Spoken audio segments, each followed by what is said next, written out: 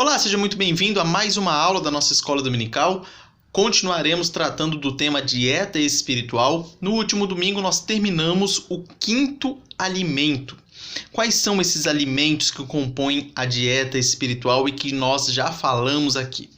Primeiro, é o alimento da oração. Depois o alimento da palavra, o alimento da adoração, o alimento do serviço e o alimento da mordomia. Então nós encerramos os alimentos e hoje nós começaremos a falar sobre os exercícios espirituais, começando pelo exercício do quebrantamento.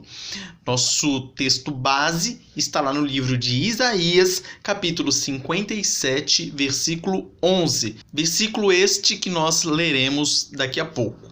Então, sem mais delongas, vamos começar a falar do primeiro exercício para você manter a sua vida espiritual saudável. Lembrando sempre que nós devemos conciliar o alimento espiritual com os exercícios espirituais. Na Bíblia, Deus nos dá dois endereços dele. Primeiro, no céu, e o segundo endereço é com aquele que possui um coração abatido e contrito, os humildes e pobres de espírito. De onde você está tirando isso? Daqui a pouco você vai descobrir. O problema é que Deus ele diz que ele está com o contrito, com o pobre de espírito, mas nós temos um problema muito grave, que é resultado do pecado que entrou no mundo.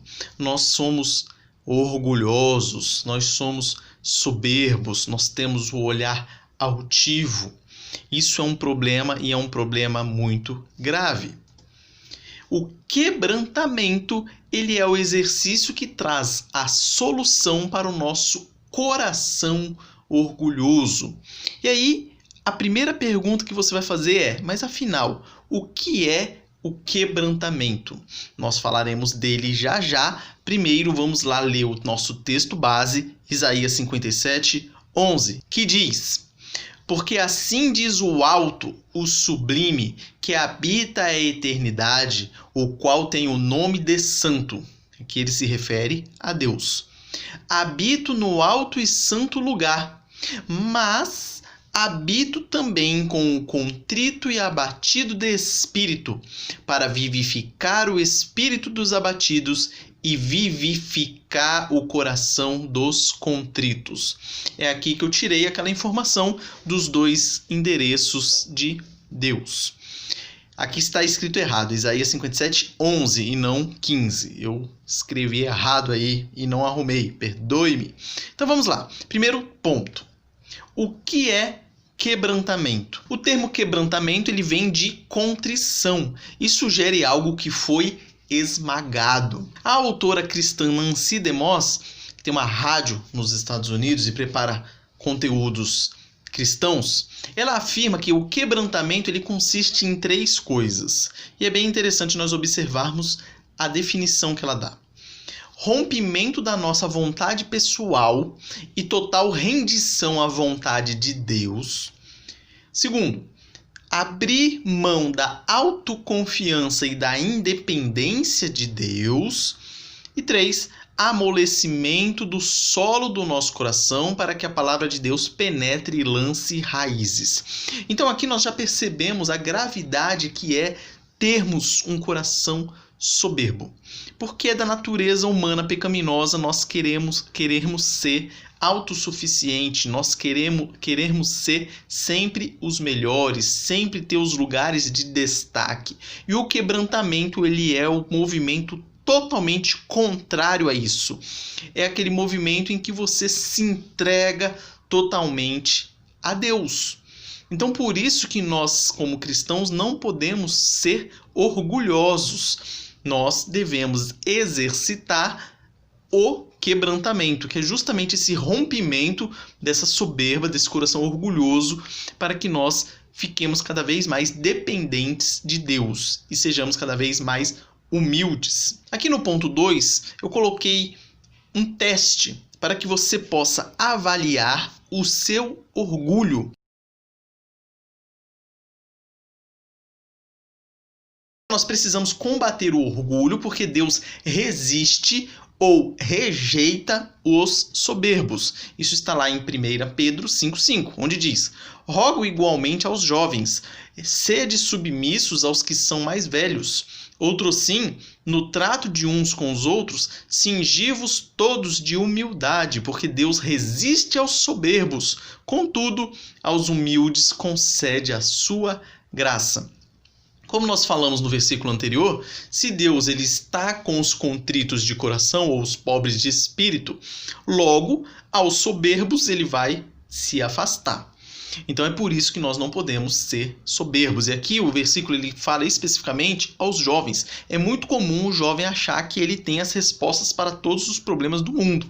Então ele rejeita os mais velhos, pensa que essa pessoa está ultrapassada, não sabe nada, e a pessoa tem uma experiência de vida que muitas vezes vale mais do que muito estudo técnico. Então não sejamos dessa forma, não sejamos orgulhosos e soberbos. Em Tiago 4,6 diz: Deus resiste aos soberbos, mas dá graça aos humildes. Então aqui vocês percebem que Deus tem esse carinho especial pelos pobres de espírito. Então, sem mais delongas, aqui a gente falou um pouco a respeito dessa questão, que Deus resiste ao soberbo. Agora vamos lá para o check-up espiritual do nosso coração. Aquele teste prático para que você e eu façamos. Primeiro, o orgulhoso olha para os fracassos dos outros e está sempre pronto a mencioná-los. Isso aqui é complicado e isso aqui é muito comum. E deixando bem claro que eu não fujo à regra, né? Na hora que eu fiz aqui o check-up espiritual, eu vi que eu estou em curso aqui em diversos itens. E tenho que me atentar aqui e trabalhar, e que a graça de Deus me auxilie para conseguir me livrar de muita coisa aqui. Mas vamos lá. Então, o orgulhoso, ele olha para os fracassos dos outros e está sempre pronto a mencioná-los. Não é que esse mencionar tem aquela intenção maldosa, é lógico, né? Você vai olhar o outro como se você não estivesse propício a fracassar também. O orgulhoso tem um espírito crítico e está sempre procurando o erro nos outros, mas não enxerga os dele. Olha lá, enxerga as falhas alheias com um microscópio, mas olha as suas com um telescópio. O telescópio, aquilo lá você usa para ver lá as estrelas e outros planetas. Então, o erro dos outros ele avalia detalhadamente nos mínimos detalhes. Agora o dele não vai ver, né? O orgulhoso ele tem a tendência de criticar quem se encontra em posição de autoridade. Presidente, patrão, marido, pais, pastor. E comenta com outras pessoas as falhas percebidas. É aquela pessoa que vai estar ali com binóculos olhando qualquer deslize que essas autoridades tenham. Às vezes dá a impressão que é por inveja, talvez queria ter a posição dessa autoridade a qual ele ou ela critica. Então nós temos que tomar cuidado com isso, que é um sinal de orgulho. O orgulhoso se auto-justifica, tem um conceito elevado de si mesmo e menospreza os outros. Aquele cara que se acha o cara e o resto é os que não prestam. Ponto 5. O orgulhoso tem um espírito independente e autossuficiente. Ele acha que ele consegue resolver todos os problemas, ele se acha o cara. O orgulhoso quer provar que sempre está certo e deseja sempre ter a última palavra. Eu acredito que se essa pessoa não é você ou eu, com certeza você já conheceu alguém que é desse jeito aqui. É aquela pessoa que quer sempre estar certa, não importa o quanto errado ela esteja. Ela quer te mostrar que ela tem a razão. Ela sabe de tudo. Ela tem resposta para tudo. Conhece todos os mistérios do mundo. Para tudo ela tem uma resposta. Isso é um claro sinal de orgulho. O orgulhoso exige sempre os seus direitos e a preservação de sua reputação. É engraçado essa questão da reputação, né?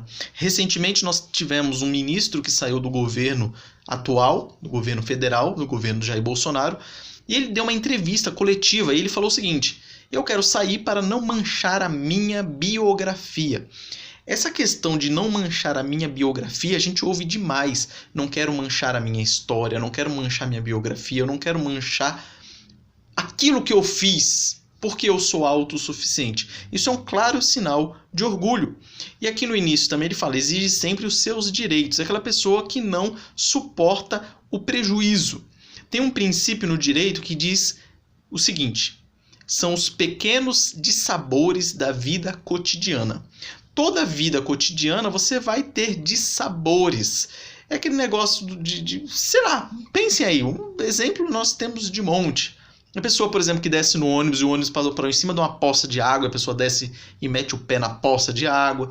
É a pessoa que... Esses tempos aí, um pouco antes da quarentena, eu estava voltando para casa aqui, do meu serviço, estava uma chuva danada, e aí tinha um carro vindo, e eu indo na direção dele, e um buraco, e o carro parou.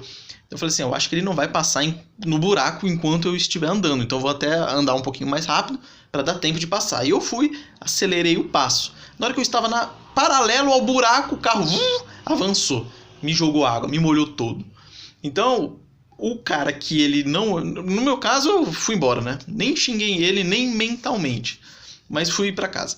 E é engraçado, porque a pessoa vai buscar os direitos dela. Isso aqui quer dizer o quê? Aquela pessoa rinhenta, aquela lá, não, vou atrás desse carro, vou procurar quem é, vou procurar saber quem é, vou processar esse cara, danos morais, sei lá o quê. Então, cuidado com isso, cuidado para não ser tido como orgulhoso. O orgulhoso deseja sempre ser servido, quer que a vida gire em torno de si e de suas necessidades. Isso aqui a gente vê demais hoje em dia. Veja aí nos vídeos no YouTube os tal dos coaching. Hoje você tem coaching para tudo. É pessoa que ensina você a fazer desde uma coxinha frita até um pastel, até como tomar banho, até como dar banho no seu animal de estimação. Tem coaching para tudo. E os coachings de autoajuda, eles são os mestres em querer colocar você nessa situação. Colocar você como se o mundo devesse girar em torno de você. Você tem o rei na barriga, você é o ponto central, e aí o mundo gira em torno de você. Então, cuidado com isso. 9. O orgulhoso ele tem o sentimento de que a igreja é privilegiada por poder contar com ele. Ele se acha o ícone da igreja. Ele acha que se ele sair da igreja, a igreja acaba. Ele é o sustentador da igreja. Isso é um sinal claro de orgulho, de soberba. Então, cuidado com isso. O orgulhoso busca sempre se autopromover. Ele quer que a sua imagem esteja sempre nos holofotes. Ele sempre quer que qualquer coisa que tenha sido feita de bom seja dado o nome dele. Claro, o contrário também. Qualquer coisa de ruim que tenha acontecido e foi por causa dele, ele não quer que isso apareça. Varre para baixo do tapete. Ou, pior, né? Joga na conta de outra pessoa. 11, ou 11º ponto.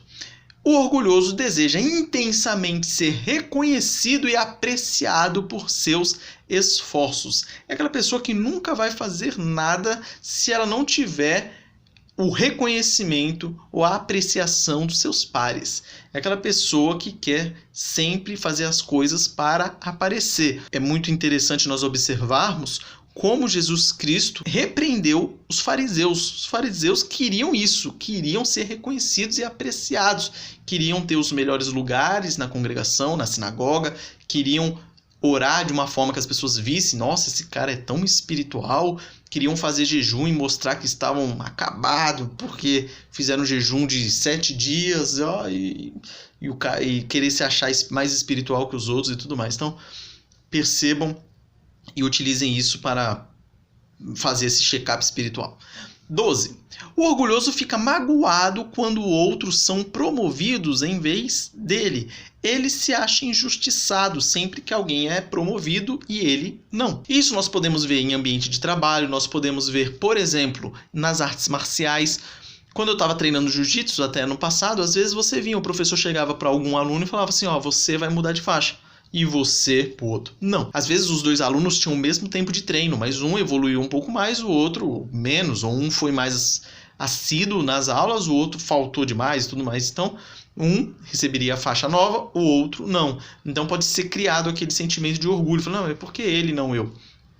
Em emprego, em serviço, eu não preciso nem falar. Às vezes uma pessoa entrou até depois de você e... Ah, quer ver um exemplo bom? Nas Forças Armadas, quando eu estava lá, você entrava como soldado e você tinha a possibilidade de fazer concursos e ir progredindo dentro da carreira militar.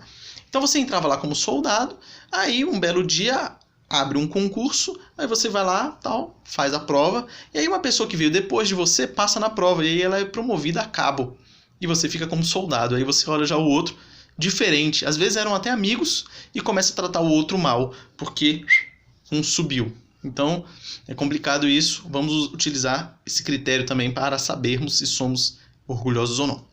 13.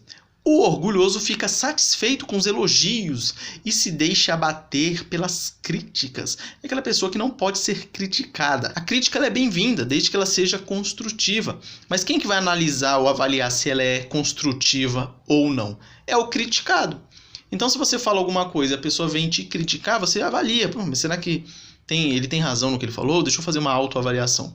A pessoa que é orgulhosa, não importa se a crítica ela é construtiva ou é apenas um ataque, um mero ataque. Para ele não importa.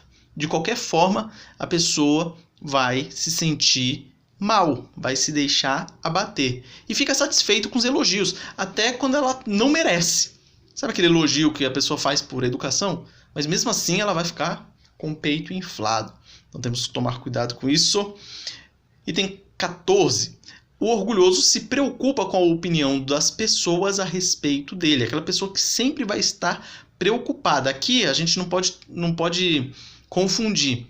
É claro que nós, como cristãos, nós temos que ficar atento com as outras pessoas, o nosso modo de agir para que nós não escandalizemos as outras pessoas. Isso é uma coisa. Agora, você se preocupar com a opinião das pessoas no que se refere a esse check-up é aquela preocupação excessiva que a pessoa tem de ficar mal vista, de ter o seu filme queimado, falando num jargão mais popular. E é isso que nós devemos utilizar para avaliar se temos o coração orgulhoso ou não. 15. O orgulhoso não aceita ser corrigido ou disciplinado. Aqui, essa correção e disciplina, podemos estender aí desde a disciplina eclesiástica na igreja, aquela pessoa que não aceita a disciplina e sai da igreja, até uma criança que é disciplinada, um adolescente que é disciplinado por um professor, pelo patrão, ou qualquer coisa do gênero. Então, aquela pessoa que não aceita, mesmo ela merecendo a disciplina, mesmo ela merecendo ser corrigida, ela não aceita. Ela acha que ela é incorrigível, ela é perfeita, ela não merece de jeito nenhum ser disciplinada e corrigida. 16.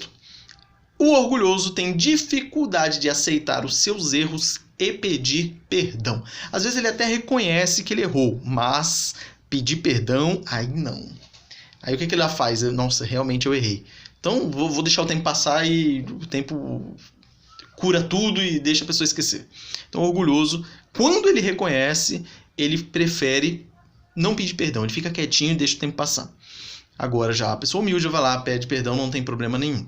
Então vamos utilizar isso também para avaliarmos se nós somos orgulhosos ou não. 17.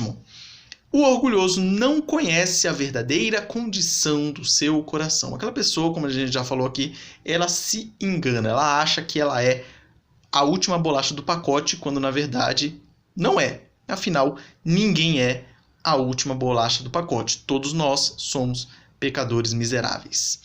Por último, 18º, o orgulhoso considera que não precisa de arrependimento e avivamento espiritual. Muitas vezes ele acha que ele é mais espiritual do que os outros, porque talvez ele cumpra alguns ritos, e ele acha que ele não precisa nem de arrependimento nem de avivamento. Ele acha que ele é perfeito, que não peca e não precisa de nada disso. Então, vamos utilizar isso para fazer o nosso check-up para vermos se somos orgulhosos ou não. E aí você fez esse check-up e aí você chega na mesma conclusão que eu. Reconheci que sou orgulhoso. E agora? Vou ficar desesperado? Não. Não se desespere. Por quê? Porque a bênção de Deus e a verdadeira felicidade espiritual é para aquele que reconhece, confessa e rejeita o orgulho. O orgulho ele é um pecado como qualquer outro e ele precisa ser reconhecido, você precisa pedir perdão, se arrepender e precisa mudar de vida, buscar não ser mais orgulhoso. Se você fez esse check-up e chegou à conclusão que sim, que é orgulhoso, olha, você já andou meio caminho já. Por quê? Porque se você é um orgulhoso que não reconhece que é, aí você tem um problema bem grande. Agora, se você leu lá as características, viu que algumas delas batem com você, nossa, realmente, eu sou orgulhoso, se arrepende, busca melhorar, não tem problema nenhum. A graça de Deus nos auxilia para que nós possamos vencer esse pecado. Ponto 3. Pratique o quebrantamento. Como assim praticar o quebrantamento? Como que eu pratico? Primeiro, nós devemos nos aproximar de Deus. Oração e leitura bíblica é essencial. Quanto mais você conhece da Bíblia, quanto mais você lê, estuda, medita na palavra de Deus, quanto mais você ora, mais humilde você vai ser, mais quebrantado você vai ser. Tiago 4,8 diz: chegai-vos a Deus e ele se chegará a vós outros. Então, busquemos a presença de Deus. Deus não rejeita a oração de alguém que o busca de todo o coração. Lá em Jeremias 29,13 diz: buscar-me-eis e me achareis quando me buscardes de todo o vosso coração. Para isso, nós devemos reconhecer que nós necessitamos de orar. Nós necessitamos de buscar o nosso Deus de todo o nosso coração. Então aqui nós temos a oração e a leitura bíblica. O ponto B, ele está falando a respeito especificamente da oração. E por último, no ponto C, a palavra de Deus é viva e eficaz. Hebreus 4,12 vai dizer: porque a palavra de Deus é viva e eficaz e mais cortante do que qualquer espada de 2 gumes e penetra até ao ponto de dividir alma e espírito, juntas e medulas, e é apta para discernir os pensamentos e propósitos do coração. Aqui nós vemos o primeiro ponto, que é a nossa aproximação de Deus por meio da leitura bíblica e por meio da oração. Aqui temos os versículos para corroborar com isso que nós acabamos de falar. 2. Primeiro, nós temos que nos aproximar de Deus. E 2, nós temos que confessar os nossos pecados. É impossível alguém viver na presença de Deus sem sentir necessidade de santificação e purificação de pecados. É aquele negócio, quanto mais você se aproxima da luz, mais os seus erros vão sendo visíveis. Você vai percebendo mais coisa. Quando você está longe da luz, quando você está longe de Deus, parece que você é mais santo do que quando você se aproxima. Então, é impossível alguém viver na presença de Deus sem sentir a necessidade de santificação e purificação de pecados. Isaías 6,5 vai dizer: então disse eu, aqui Isaías falando, ai de mim, estou perdido, porque sou homem de lábios impuros, habito no meio de um povo de impuros lábios, e os meus olhos viram o Rei, o Senhor dos Exércitos. Foi quando Deus apareceu para Isaías numa visão, e aí ele fica desesperado. Por quê? Porque o Deus Santo se encontra com ele, pecador. Então essa é a reação que nós temos que ter quanto mais próximo nós chegamos de Deus. Tiago 4, de 8 a 10 vai dizer: chegai-vos a Deus, e ele se chegará a vós outros. Purificai as mãos, pecadores. E vós que sois de ânimo dobre, limpai o coração. Afligi-vos, lamentai e chorai. Converta-se o vosso riso em pranto e a vossa alegria em tristeza. Humilhai-vos na presença do Senhor, e ele vos exaltará. Aqui nós vemos de novo a necessidade de nós nos quebrantarmos, de nós nos humilharmos. Então devemos nos aproximar de Deus, confessar os nossos pecados, tomar atitudes de obediência a Deus. John Maxwell diz que atitude é um sentimento interior que se expressa pelo comportamento exterior. É a capacidade de transformar pensamentos e ações. E essa é a definição que ele dá para a atitude. Então a atitude começa na mente e se produz ou resulta numa ação comportamental, em algo exterior, comportamento exterior. Tiago 1,22 vai dizer: tornai-vos, pois, praticantes da palavra e não somente ouvintes, enganando-vos a vós mesmos. Então nós não devemos apenas ouvir e entrar por aqui e sair por aqui, mas devemos ouvir e praticar a palavra.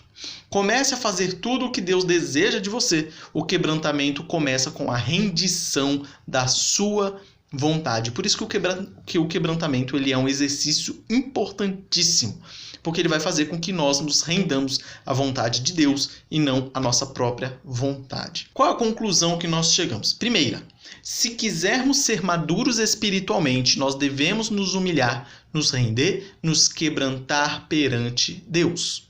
Segunda conclusão, Deus é o autor do verdadeiro quebrantamento quando nos humilhamos em sua presença. O quebrantamento, terceira conclusão, o quebrantamento é uma obra de Deus, mas exige a nossa participação. É isso que a palavra de Deus nos diz. Algumas reflexões e aplicações práticas para encerrarmos. Primeiro ponto, você é uma pessoa soberba? Você é uma pessoa orgulhosa? Use aquele check-up que nós falamos aqui e veja se você é uma pessoa orgulhosa e se sim, o que você precisa fazer para melhorar. Se arrependa do seu erro e procure viver uma vida humilde, uma vida conforme a vontade de Deus. 2. Liste decisões que você precisa tomar e comece a agir.